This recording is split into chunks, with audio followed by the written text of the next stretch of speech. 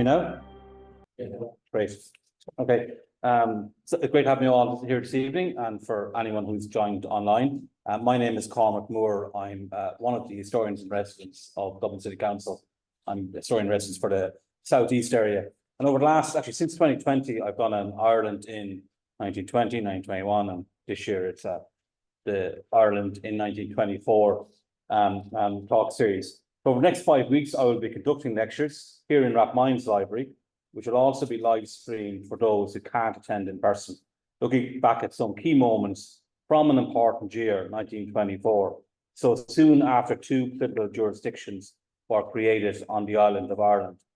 Today's lecture will provide an overview of what will be covered in the coming weeks. And from next week, I will delve deeper into specific topics. The areas I will be looking at are the Boundary Commission finally meets, the 1924 Free State Army Mutiny, the 1924 dissolution of Dublin Corporation, and the Tailteann Games.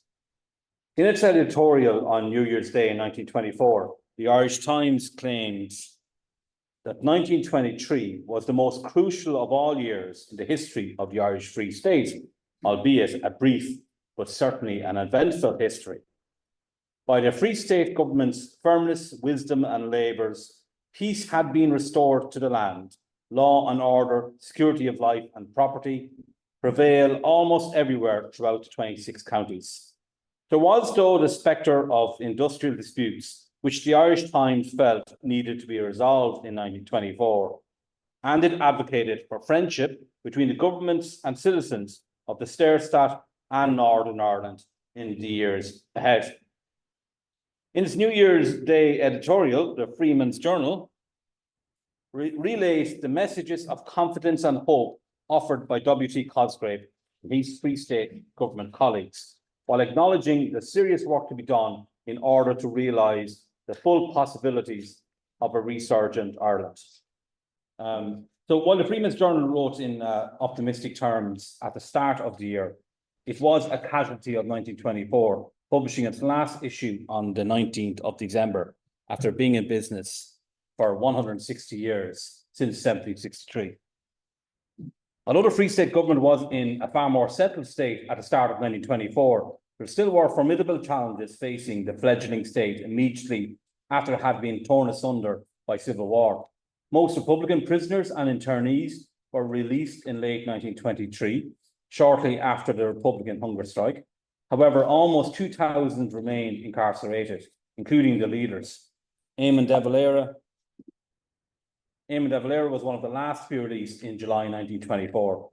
The pro-treaty side may have prevailed, but the one major outstanding issue from the treaty, the Boundary Commission, still had not convened and was to dominate much of the Free State government's thoughts and work over the following 2 years.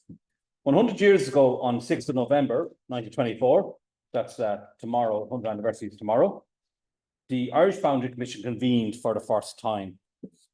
It consisted of 3 commissioners: O'Macneil,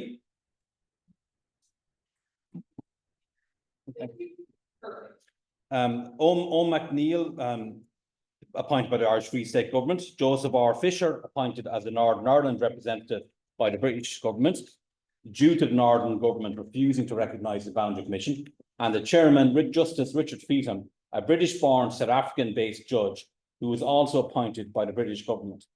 While the Boundary Commission ended a year later in great controversy, there was much controversy before it convened in the first place, almost 3 years after it formed part of the Anglo-Irish Treaty between the British government and Sinn Féin plenipotentiaries in December 1921. Under Article 12 of the treaty, if Northern Ireland, which had been in existence since the summer of 1921, opted not to join the Irish Free State, as was its right under the treaty, a Boundary Commission would determine the border in accordance with the wishes of the inhabitants, so far as may be compatible with economic and geographic conditions. Although Northern Ireland was nominally included in the Irish Free State, it took the first opportunity to opt out of the Dublin jurisdiction in December 1922, which then triggered the Boundary Commission to be established.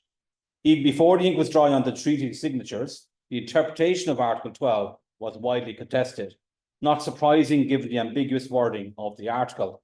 Most nationalists, both pro and anti-treaty, believed the Boundary Commission would lead to the transfer of large swathes of territory from Northern Ireland to the Irish Free State, including counties Fermanagh and Tyrone, Derry City, as well as most of South Down and South Armagh. The initial consensus over the Boundary Commission within Irish nationalism was a large factor in the issue of partition, not featuring prominently during the Dáil Treaty debates in December 1921, January 1922. Here's a picture of the Dáil debates. You can make out Eamon de Valera actually, his hands, his head in his hands, crying. Ulster Unionists were bitterly opposed to the prospect of a Boundary Commission, with the Northern Ireland Prime Minister James Craig describing it as the root of all evil. Although Ulster Unionists were not party to the treaty, they were now obliged to adhere to its clauses. The Boundary Commission reopened uncertainty and put Northern Ireland's future in doubt, at least significant parts of it, yet again. At a Northern Cabinet meeting on 10th of January 1922, the first time it met since the treaty was signed, Craig thought the best course would be not to show our hand at present, but to consider the matter very carefully during the few months that might elapse before the Boundary Commission would be established. This was agreed upon and proved to be correct and fortuitous decision from an Ulster Unionist perspective, as a lot more time elapsed by the time the Commission finally met in late 1924. Even though Craig claimed the Boundary Commission was the root of all evil for Unionists, it resulted in uniting them and leaving the boundary unchanged. For Northern nationalists, though, the Boundary Commission turned out to be the root of much evil.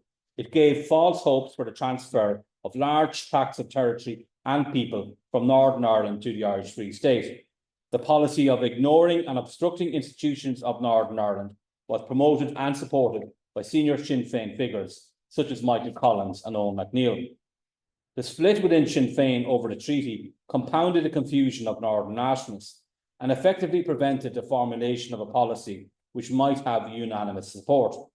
While local authorities such as Fermanagh County Council and some in South Down and South Armagh remained defiant and refused to recognise the Belfast Parliament, others such as Tyrone County Council acknowledged the de facto jurisdiction of that Parliament in view of what was described as the temporary period during which the Northern Parliament is to function in this area. The main argument put forward by local authorities who believed in recognising the Northern jurisdiction and leading Sinn Féin figures like Arthur Griffith and W.T. Cosgrave was that they would lose nationalist control and would rob whole nationalist districts of effective representation in the face of the Boundary Commission. The Northern government decided to act against the boycotting of local authorities. Over 20 nationalist-controlled authorities were suspended by April 1922. Paid commissioners were put in place to run the affairs of the suspended local authorities. On top of suspending local bodies, the Northern government looked to take back control of them.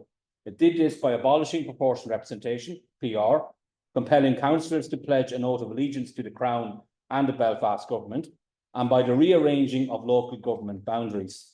Michael Collins complained to Winston Churchill that some of the decisions were made in anticipation of the Boundary Commission's work to paint the counties of Tyrone and Fermanagh with a deep orange tint.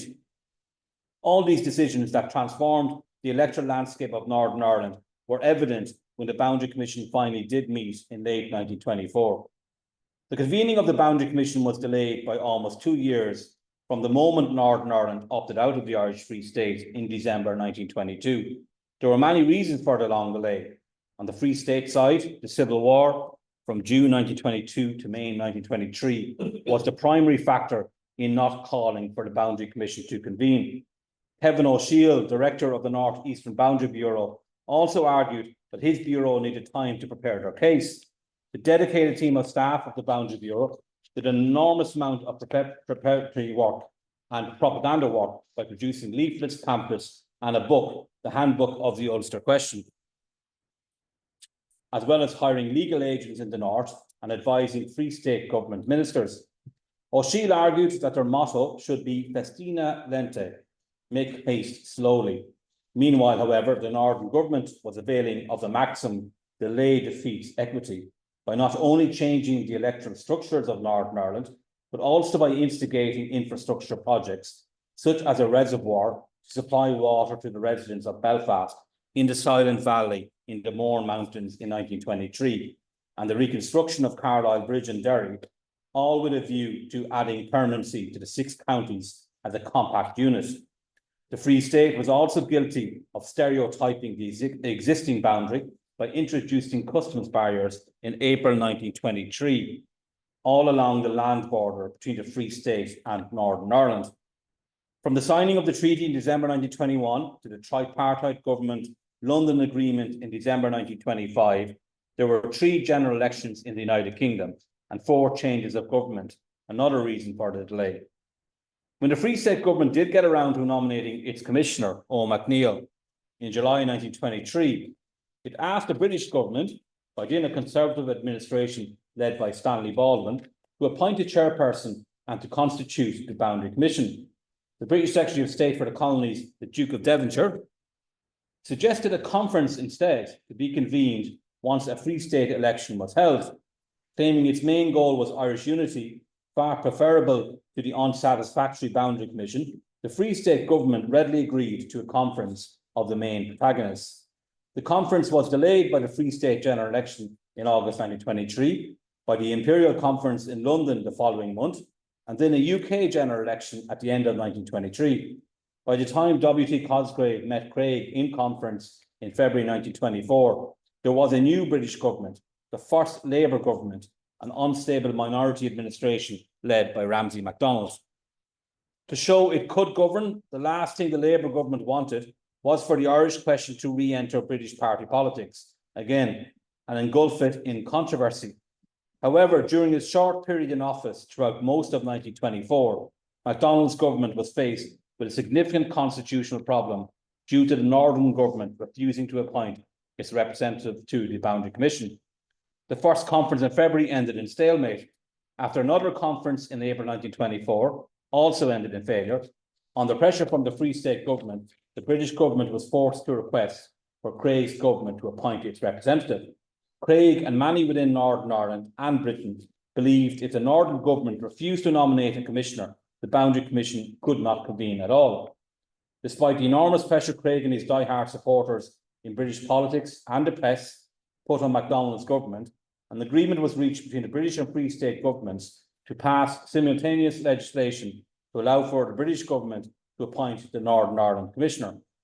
By then, MacDonald's government had appointed the chairman, Justice Richard Feetham, who accepted after the government's first choice, former Canadian Prime Minister Robert Borden, had turned the offer down.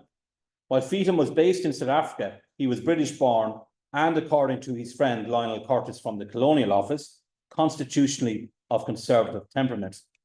By the end of October 1924, after legislation was passed in the Oireachtas and at Westminster, in one of its final acts, the British Labour government appointed Joseph R. Fisher, a barrister and former editor of the Belfast unionist-leaning newspaper, the Northern Whig, as the Northern Ireland representative on the Boundary Commission.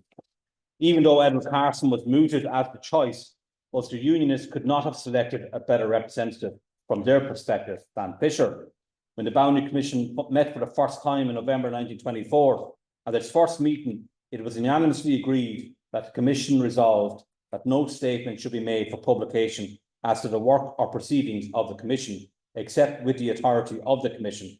It is clear that while MacNeill stood rigidly to this, Fisher was in constant communication with Florence Reid, wife of Ulster Unionist MP David, providing updates on the Boundary Commission proceedings, which would then filter through the Ulster Unionist ranks.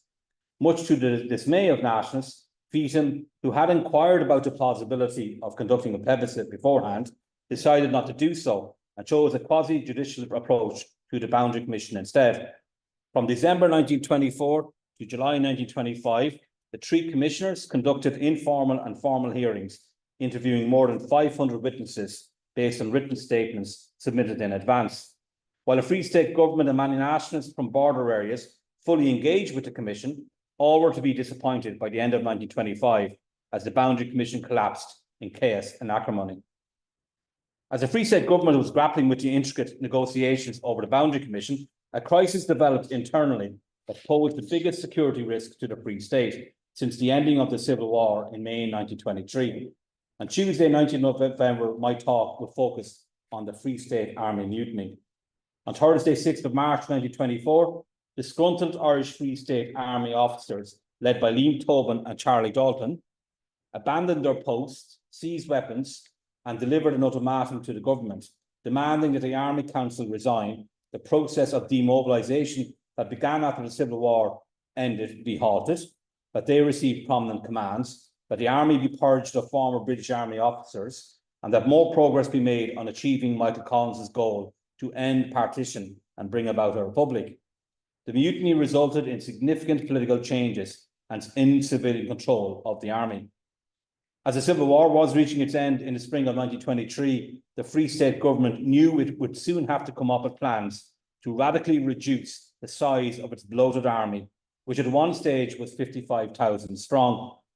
As the conflict petered out in April and May of 1923, there was simply no need for such a large army anymore.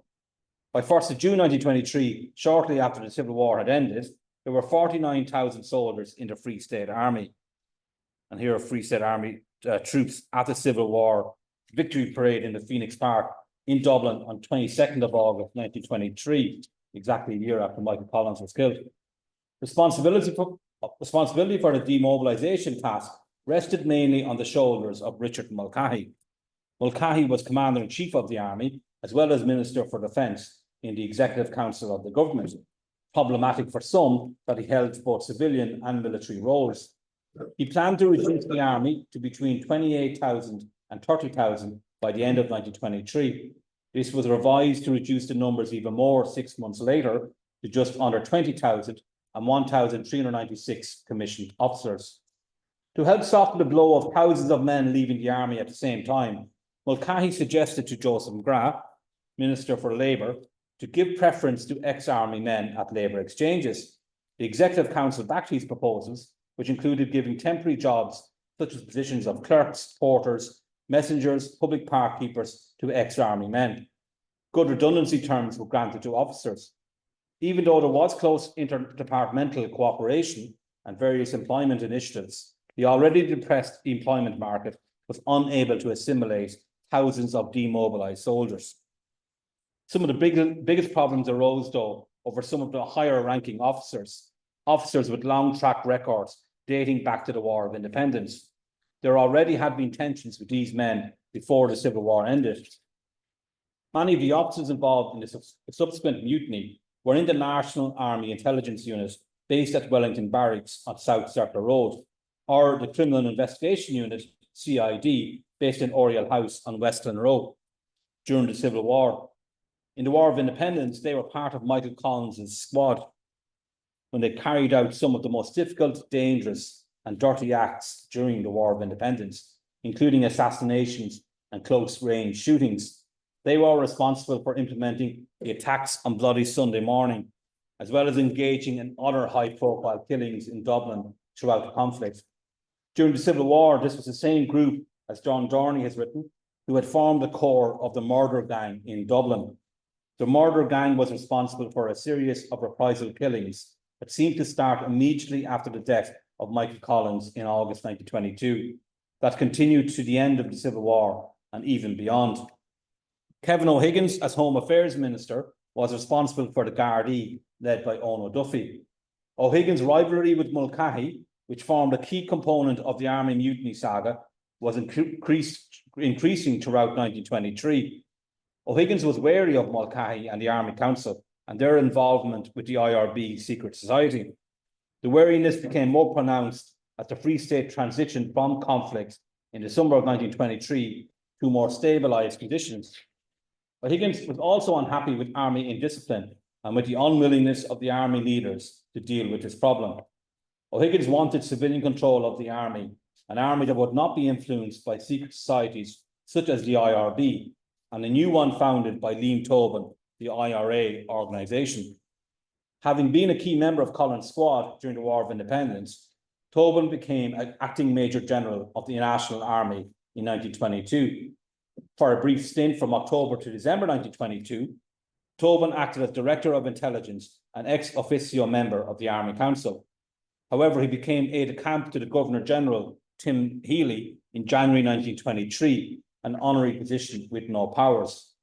Increasingly disillusioned with the trajectory of the Free State political leaders, as well as the marginalisation of War of Independence veterans in the National Army, as he saw it, Tobin founded the IRA organisation in early 1923 with Colonel Charles Dalton and a number of other men who were loyal to Collins. The IRAO contended that a hostile IRB clique ran the Army Council, and the goal of Collins had been abandoned. Members of the IRAO had carried out some of the most difficult and traumatising episodes of the War of Independence, and I felt aggrieved that, with their leader dead, they were being sidelined by the IRB, who took their positions on the Army Council, by those who had previously served with the British Army, and by some who had seen no action in the War of Independence, so-called Fusiliers. In a publication of the IRAO, The Truth About the Army Crisis, its members felt there was an immediate hostility shown, both openly and in secret, to us, Michael Collins' officers, and a policy adopted of either placing us in show positions outside the Army or of giving us positions within it, which we could have no power to carry on his work and make the Army what he intended it should be. On 6th of March 2024, the IRAO sent an ultimatum signed by Liam Tobin and Charlie Dalton to the Free State government. They stated that their position was that the IRA only accepted the treaty as a means of achieving its objects, namely to secure and maintain a Republican form of government in this country. They demanded a conference with representatives of your government to discuss our interpretation of the treaty on the following conditions: the removal of the Army Council, the immediate suspension of Army demobilisation and reorganisation. As news of the mutiny spread, about 50 officers throughout the country declared their support for the mutineers in places like Roscommon, Gormanstown, Baldono and Templemore Barracks. Around 50 more officers resigned, particularly from the Dublin command. Some absconded with arms and equipment. While there was much anxiety initially, the Army Council's response was swift and decisive. Speaking in the Dáil on 11th of March, Cosgrave called a mutiny a challenge to the democratic foundation of the state, to the very basis of parliamentary representation and of responsible government. He said that orders have been issued for the arrest of the signatories to the document. The personnel of the headquarters staff has been strengthened by the appointment of General Owen O'Duffy to be General Officer commanding the Defence Forces. The government and Army's swift actions suggested they were on top of the threat, but matters took a twist by the intervention of one of the government's own ministers, Joe McGrath. After Cosgrave made his statement, McGrath announced his resignation as Minister for Industry and Commerce, which he said was brought about by absolute muddling, mishandling and incompetency on the part of a department of the state, the Department of Defence. McGrath, along with 8 other TDs, subsequently resigned for Cumann na Gael and formed the National Group. O'Higgins saw an opportunity in the crisis to minimise the influence secret societies such as the IRB and IRAO had over the Army. What was initially a military crisis became a political one as disagreements spilled out onto the Executive Council. Fearing the damage McGrath could do with an inflammatory speech and with the IRAO willing to negotiate, the government decided to deal with the mutineers and agreed to an army inquiry. It seemed a week after the ultimatum was delivered that the crisis was over. However, Michael Costello, seen here in the centre, who was head of Army Intelligence, was listening in on phone calls of Tobin and Dalton and concluded that they were planning a coup to include the assassination of government ministers. Mulcahy and the Army Council ordered the arrest of mutineers on 18th of March while they were meeting at Devlin's Hotel on Parnell Street. Crucially, neither the Army Council nor Mulcahy notified other members of the Executive Council. In the ensuing raid of Devlin's, 11 armed Army officers were arrested, while several others escaped. Instead of the government being grateful that the mutineers were in custody, mutineers, it seemed, were willing to kill some of their number, the Free State Executive Council considered the raid a reckless and dangerous move that could have triggered a gun battle and started a new civil war.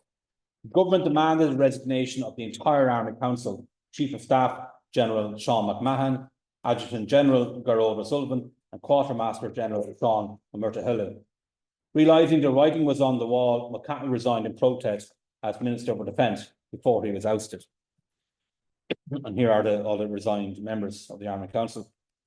The army inquiry that Cosgrave promised in March to look into the causes of the mutiny took place from the beginning of April to the beginning of June.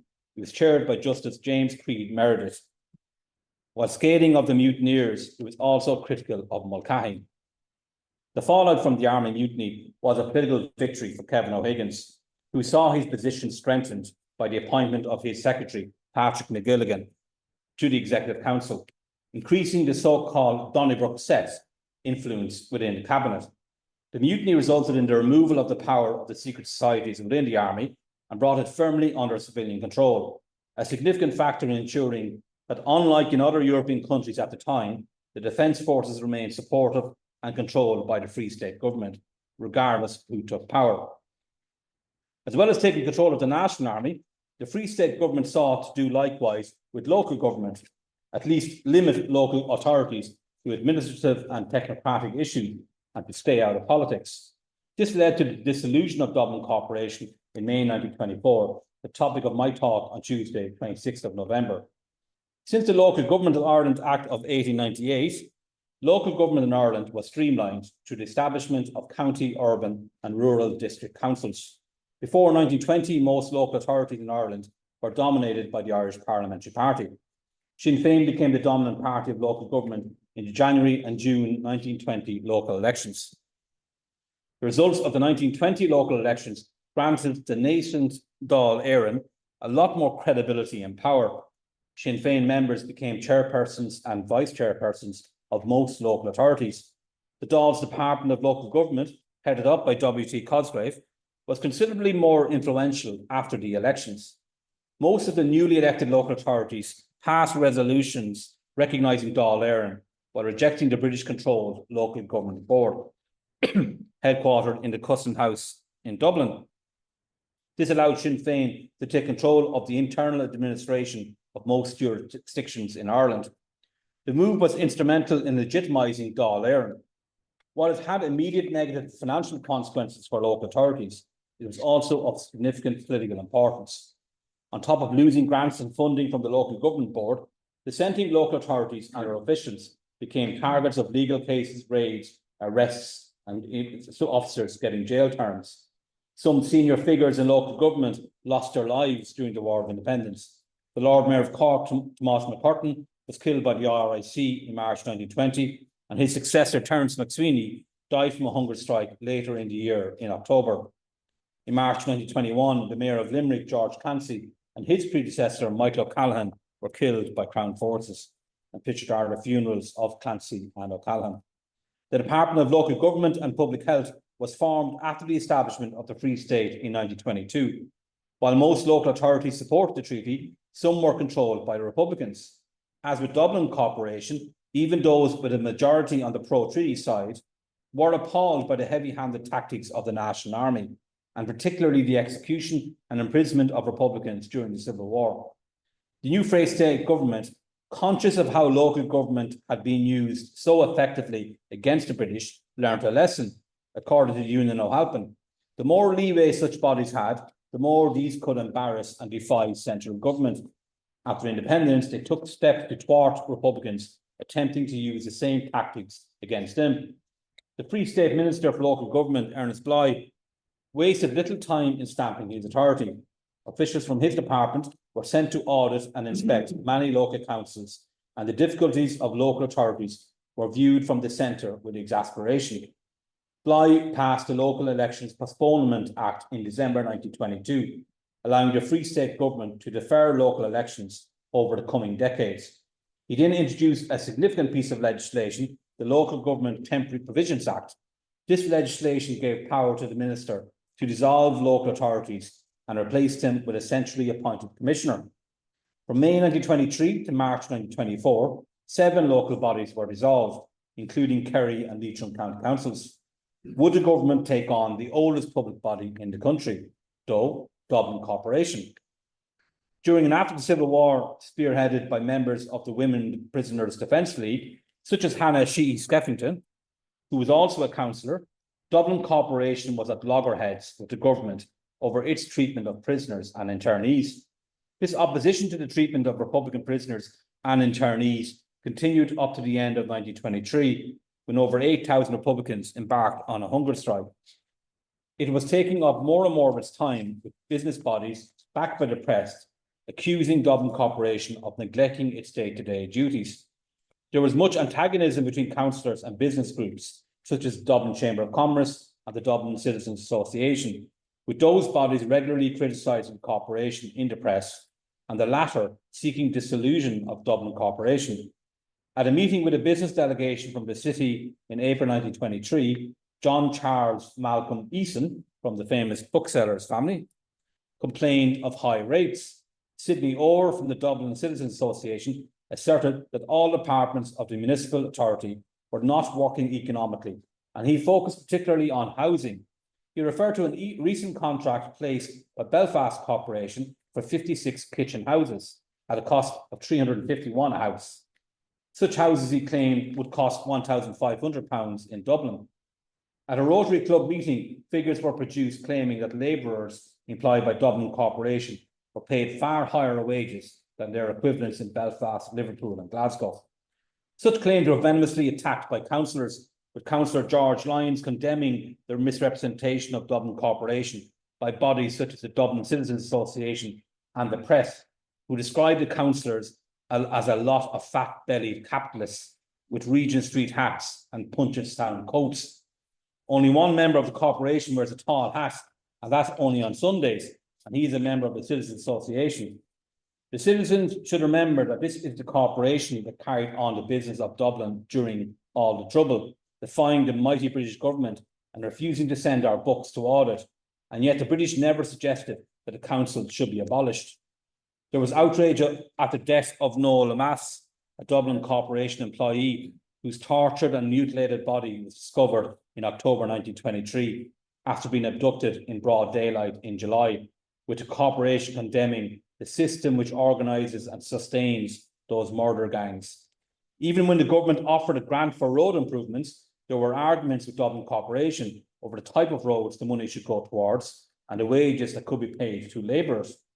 It all came to a head when Edward E.P. McCarran, Secretary of the Local Government Department, sent a letter on 20th of February to the Town Clerk of Dublin, John J. Murphy, saying, "I am directed by the Minister for Local Government to state that serious complaints have arisen concerning the administration of the Dublin Corporation. The Minister has found himself under an obligation to order a local inquiry under Section 12 of the Local Government Temporary Provisions Act 1923 into the performance of its duties by the corporation. He has accordingly directed his inspector, Mr. Nicholas O'Dwyer, to hold such inquiry, the arrangement for which will be notified at an early date." The establishment of a public inquiry to examine the affairs of Dublin Corporation really only meant one thing. It was generally understood that the calling of an inquiry into the workings of a local authority led to dissolution, which is what duly happened in May 1924.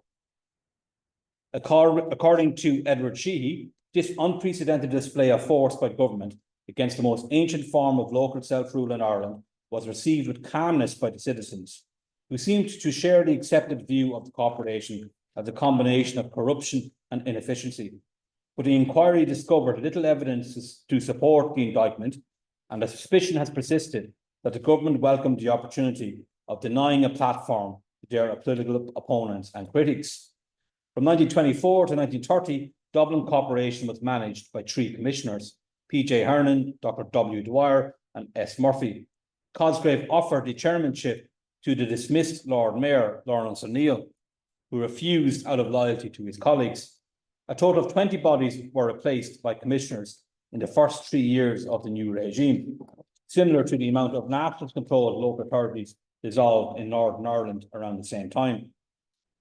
The topic of my last talk on Thursday, not Tuesday, 28th of November, is the 1924 Tailteann Games, or Éineacht Tailteann, which was the largest sporting event in the world in 1924, larger even than the Olympic Games in Paris that had just preceded it. It was a marriage of the ancient with the modern, an avenue to show the old Irish nation of antiquity was very much alive and ready for the world in its new guise as an independent Irish Free State. The man central to the reintroduction of the ancient Tailteann Games with a modern twist was Cork-born James Joseph J.J. Walsh. Here is Walsh sitting with Maud Griffith, his wife Jenny Turner, and Arthur Griffith, watching Cork play Dublin in a Gaelic football match. In the first Irish Free State government, he was appointed to the Executive Council as Postmaster General. And here he is sitting far left beside Kevin O'Higgins at an Executive Council meeting in 1922. Originally planned to be held in 1922, Walsh announced the programme to Dáil Éireann on 1st of March, an 8-day programme to be held in Dublin from 6th to 13th of August inclusive. Even as the political climate worsened during the spring and early summer of 1922, games were still scheduled to take place. Once the Civil War started with the attack on the forecourt on 28th of June, it was obvious the games could not be held that year. Once the Civil War ended in May 1923 and conditions somewhat stabilised thereafter, the Free State government decided to hold the Tailteann Games in August 1924. In the build-up, there was much focus on the international dimension. At one meeting of the Tailteann Games Organising Committee in December 1923, it was reported that the first consignment of the Tailteann Games and Horse Show booklets, amounting to 25,000, had been shipped to the United States and Canada and will be distributed before Christmas. The biggest threat of upsetting the events on the day of the opening ceremony did not come from Republicans, but from municipal strikers, following the dissolution of Dublin Corporation, who paraded on O'Connell Street, no longer officially known as Sackville Street from 1924, in the morning. Large crowds gathered in the streets of Dublin from noon to view the grand parade of industrial exhibits, which started at St. Stephen's Green on its tour of the principal streets of the city. At the opening banquet of the Hotel Metropole, W.B. Yeats, who had won the Nobel Prize for Literature the previous November, and who was chair of the ANOC's Distinguished Visitors Committee, stated that the holding of the Tailteann Game was a symbolic coming of age for the Free State, saying, "The nation is, as it were, a young man just entering upon its prosperity, of whom it is impossible to say whether he is a wise man or a fool, whether he will enlarge his estate or be a mere spendthrift. He is celebrating his coming of age and asks the goodwill of his neighbours. Out of a period of terror, of strained hearts and tragic incident, we are reverting to normality." The main event of the opening ceremony was held in Croke Park, where it is estimated that 20,000 people were in attendance. There was quite a thrill when shortly before 3 o'clock, a fleet of 4 aeroplanes flew over the enclosure and began executing spiral nosedives. Probably something no one had ever seen before at that time, I'd imagine. To marry the ancient with the modern, the actress Nancy Rock appeared at the opening ceremony dressed as Queen Tailteann. There were men and women wearing ancient costumes, with some walking wolfhounds, one of the most enduring images of the Games. The clothes and jewellery of Queen Tailteann were rich in Celtic symbolism, showing that ancient clothing was filtered through to the 1920s. As Louise Ryan has pointed out, Queen Tailteann also wore high heels and headgear, popular at the time. The opening ceremony in Croke Park began with a triumphal and symbolic entry into the stadium of Queen Tailteann and her court. Following, Tailteann, in the style of the opening ceremony of the modern Olympics, paraded the athletes from all competing nations.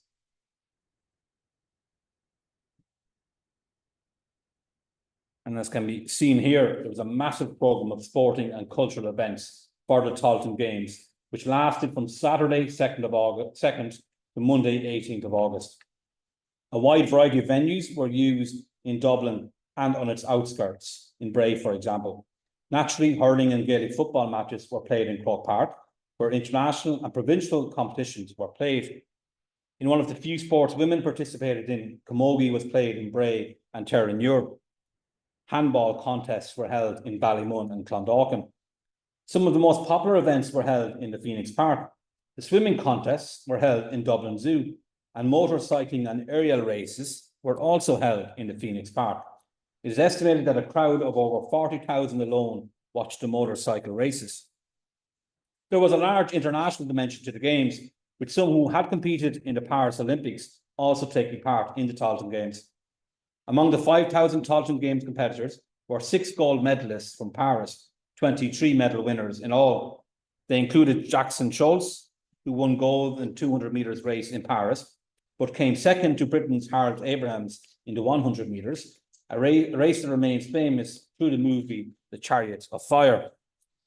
Another American high jump gold medalist, Harold Osborne, in Paris, also came to Dublin.